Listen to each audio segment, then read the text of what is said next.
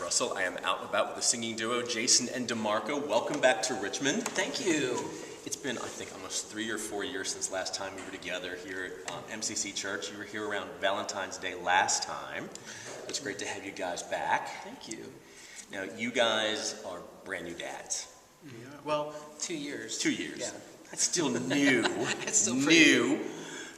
Talk about the experience. You know, that's something big. That's a big milestone because before you guys were a great couple together and you're moving forward because you've been together for 12 years, singing together for 10, but two brand new boys. What's it been like for you guys? Well, I joke and say it's the most amazing and exhausting experience. And that's really the best 2 words I could say is it truly is the most amazing experience, but it also is the most exhausting. And you know, we have 2. It's not just 1, there's 2.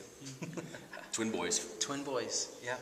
And you had explored in the past looking at adoption and fostering, and you guys went with surrogacy. Yep. Talk about that experience. How did it come about?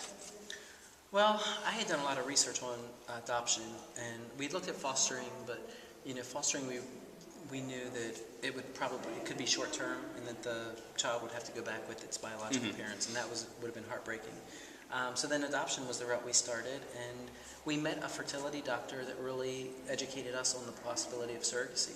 And once we heard of that possibility, we kind of then just put that out there and said, you know, well, if this is meant to happen, then we're always about what's meant to happen. I mean, that's just the kind of guys we are. And the right people came into the picture. It was really, I mean, it was just very clear this was a route that we were supposed to take because the people showed up. And, you know, we say it takes a village, and it really did. We had an egg donor, we had a surrogate, you know, and then, of course, the 2 of us, a doctor, a lawyer, and literally everyone just came into the picture around the same time that we just said, okay, well, let's make this happen. And you've written a book about this that's coming out at some point. You're in the editing process. What's the title going to be? It's called The Journey of Same-Sex Surrogacy, and it shares our personal journey. Our doctor writes the foreword, and he's one of the top doctors in fertility, but especially with same-sex couples in the country. And then we have a lawyer that writes a chapter from the legal perspective, and then our surrogate writes a chapter, and my mother writes a chapter. So we really kind of show, and then there's also about 5 other couple stories in it as well that share their process, because everybody's process is different. Now, during this leg of the tour, which is about, what you said, 4 weeks, 5 weeks? 4 weeks. You have your mom, your dad, and the boys are traveling with you in Winnebago, up and down the East Coast, which I think is fantastic. It's us. What's that experience been like this time? I know you're like only to your 2nd stop, but what's it like traveling with your family with you? You know, it's an adventure. It's number one. Obviously, there are times when we just want to all pull our hair out, but we very quickly can laugh about it and get through, you know, the ups and downs. But I think we're making the most of it. I mean, I think we're really blessed to be able to do this. That our Jason's mom and dad would want to come with us so that we could do these concerts and have our sons with us, and they get to see different parts of the country and experience new things. And they're going to see the falls, the changing colors, of the leaves. We didn't really have that much when we were in Houston from our first tour, and so we're looking for the good, and everywhere we go, everything we do, and we're having lots of fun. And this seems a lot easier, this tour. Our first time we did this was in the new year. We did a West Coast tour, and that seemed a lot more difficult. This tour seems much more organized and just easier. I don't know why, but maybe it's because it's not our first rodeo. There you go. Now, this tour is all about diversity, celebrating the diversity of families. Well, it's more. Our first tour was called Celebrating Families of Diversity. Okay. This tour, we just wanted it to be celebrating diversity. Just diversity. Yeah, we didn't want to exclude anyone. We thought, let's just get out there and celebrate diversity. You know, whoever our differences, and really, you know, instead of focusing on, you know, the differences and how they push people away from each other, let's focus on how it can bring people together. Embrace all the things that make us one community. One community. Yeah. Tonight's concert was magnificent. You know, they say make a joyful noise, and you guys made a joyful noise tonight. Thank you. Most of these songs are from your new CD, The Ones of Praise, correct? How did you pull these songs together? What made you select them for this CD and for this tour? The way this album came to me, first of all, we've always dreamt of doing a live album for many, many years, and we were finally in a place that had a really great sound setup, and we were there often enough that we could multi-track record about a year's worth of praise and worship services that we did, music services That we led. And we basically just always got like a stereo mix from the sound guy, and we would go back and say, yeah, there's something about this, the way that song turned out. Let's put that on our list of the top 20 songs or something. And so we just did it like that, and we chose our favorites from across the year that those were recorded, and then did the same process as any other album. Went into the studio, mixed it, edited it, mastered it, and so what we got was a really, in my opinion, a very professional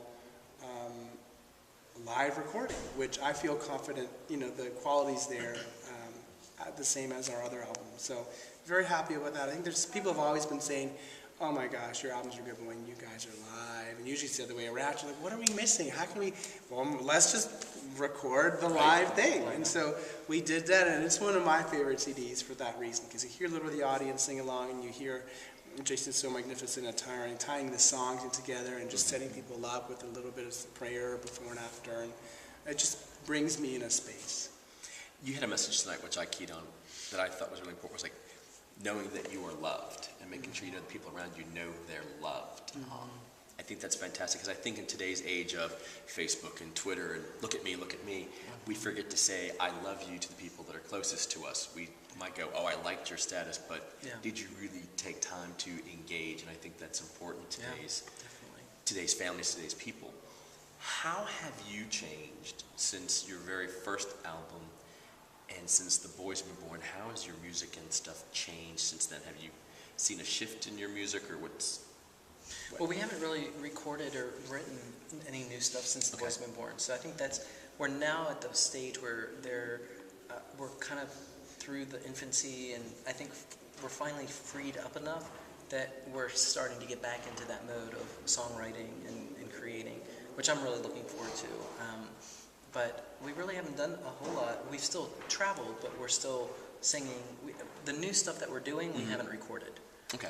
So, there's kind of a CD that's in the making, and conceptually, and we have some new songs we want to put on it, but then we also want to write some new songs as well. So when we'll do that, I'm not really sure. When the kids reach like sixth grade. Sixth grade, you've gone off to school. Yay, we got some time. In kindergarten, we'll be like, okay, let's do it. I like the fact you started the concert tonight with, you had written a letter. Where did that come from, that place when you wrote to these boys? Was it kind of like, oh, we know this is going to happen, or you're halfway through the surrogacy? When did you write the letter? I actually wrote the letter while we were pregnant. And I remember I was on an airplane, and we were pregnant, and I just, for some reason, I was on the computer, and I just felt like I wanted to write them a letter. And, and in the letter I say, I wonder what your smiles will be like, what your laughs will sound like. And, and it's so amazing now because every day I get to look at them and experience them. So I try to remind myself every day to take that time and remember that, they one time were literally a dream. And, and it's so easy to get tired and to get frustrated with them. But I try stopping and looking at them and remembering, like, who they really are and, what they're here to teach us as well. My grandma Russell once said to my mom, when she was keeping us one weekend, my mom was just exhausted. She was a single parent, trying to teach, trying to raise two boys. And they were at the door to the bedroom, we were laying down in bed, and Mom's going, Grandma Russell, I don't know how you do this. And she said, well, let me give you a piece of advice. God made children so precious while they're sleeping so you won't smother them with a pillow. I kept thinking, I don't. That's interesting, Grandma. I'm going to sleep with the light on now, but I understood what she was saying, that no matter how strict, you love your children. When you look at them, you just, you can't help it. You just fall in love with them. That's what these people out there that are hurting their kids, I just don't understand it, because I just think, oh my God, they're so amazing. They're a gift. They're just precious. You have this great moment.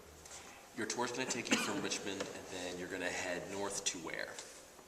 D.C., and then from D.C. we're at several places in Maryland, and then from Maryland we venture actually into Harrisburg, Pennsylvania, and then from there we go over into New Jersey, and then we'll continue up into Massachusetts, and then we go from Massachusetts over to back through New York into Rochester and Buffalo into Toronto. And then from Toronto, we head back down through Ohio, back to Tennessee and Nashville. That's fantastic. If people want to find out more Jason DeMarco, find out more about your tour, download music, find out more about you guys, what's going on, do you have Facebook, Twitter, website? What do we got? 2hotguys.com. Well, there you go. I'm just kidding. People are going to be going, right now, they're going, that does not look like them, or whoa. Now I'm curious what's at that website. Yeah, I don't Clear know. your browser history. No, it's jasonanddemarco.com. He's like, where's his laptop? Yeah, exactly. I love you. Guys, this has been fantastic, and Thank thank you for being back here in Thank Richmond. you. It's been great to catch up and see you. Congratulations on being dads, making it to the twos. Yes, we Now got you've there. got all the other years to go. Yeah. Revisit that. Well, I'm Eric Russell. I've been out and about with the fantastic duo of Jason and DeMarco. You never know where I'll turn up next, so tune in next time. See ya. Bye. Bye-bye. Guys, thank you again. Awesome. Thank Thanks, you. Eric. I'm an amazing. Thank you again. Thank you. Let us know. I think last time you sent us a link when you got that up. I will